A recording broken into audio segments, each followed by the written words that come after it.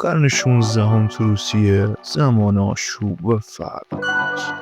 مردی ظهور کرد که حتی نامش مردم رو به سکوت و وحشت وامی داشت.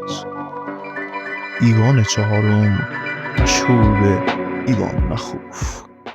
اون از کودکی شاهد خیانت و خشونت‌هایی بود و همین تجربه ها روحش رو به وحشیگری سوق میداد. ایوان مخوف با شکنجه و ترس هر مخالفی رو از سر راهش برمی داشت. نزدیکانش هم از این امنیت بی بهره بودن و شهرها زیر سایه وحشتش فرو رفته بودن. گفته میشه قدرت و ترس تو دستای اون مرزهای انسانی رو جا به جا میکرد. این داستان ایوان مخوفه، مردی که ترس رو سلطنت کرد. با من تا آخر ویدیو همراه باشید تا پرده از راز مرگ امپراتور وحشی برداریم.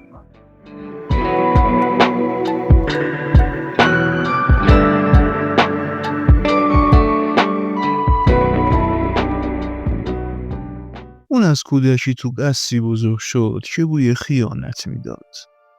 پدرش زود رفت و کودک بیرحم آموخت که قدرت تنها پناه است. تو چشاش شعله جاودانی شکل گرفت و سالها بعد همون کودک تاجی از طلا به سر گذاشت و روسیه اونو تزار نامید.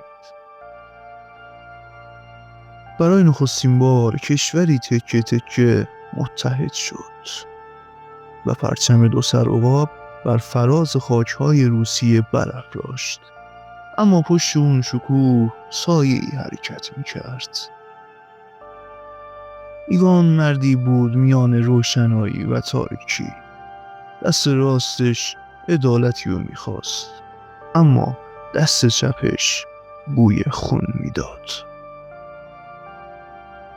اون دشمناشو با شمشیر میکشت و دوستاشو با شک.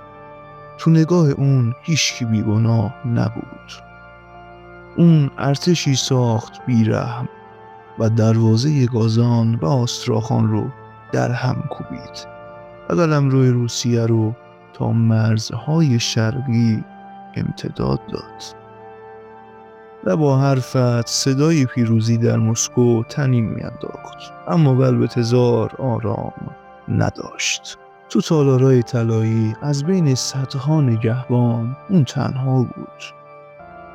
شبا با سایه خودش حرف میزد و از پنجره بلند قصر به بیرون نگاه میکرد و زیر لبش میگفت آیا این همون قدرتی بود که میخواستم؟ اما اون بیرون دنیا جور دیگه ای جریان داشت. شهرها تو آتیش خشمش میسوختن و سربازها تو سکوت شب به خانه‌های مردم یورش می‌بردن.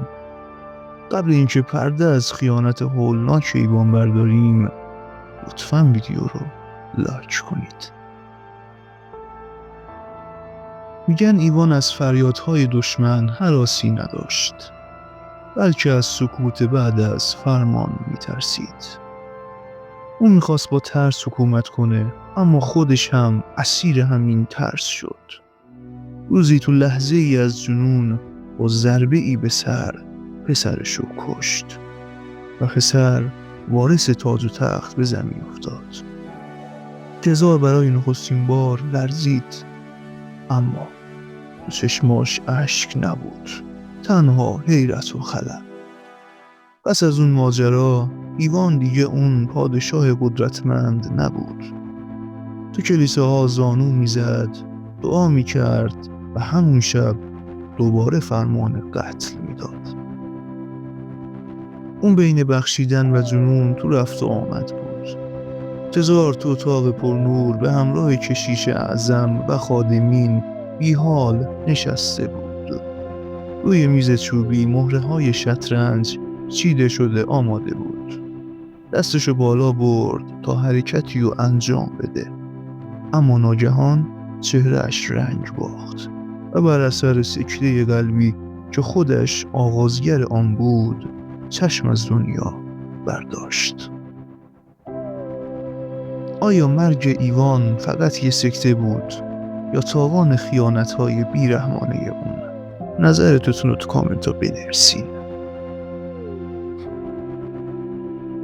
اما نام اون هنوز زنده است.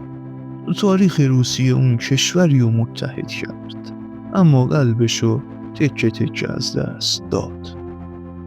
اون مردی بود که ترس رو ساخت و تو آغوش همون ترس مرد.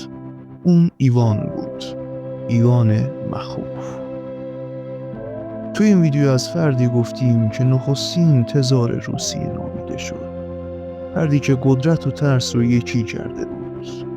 ممنون که تا آخر ویدیو همراه من بودید.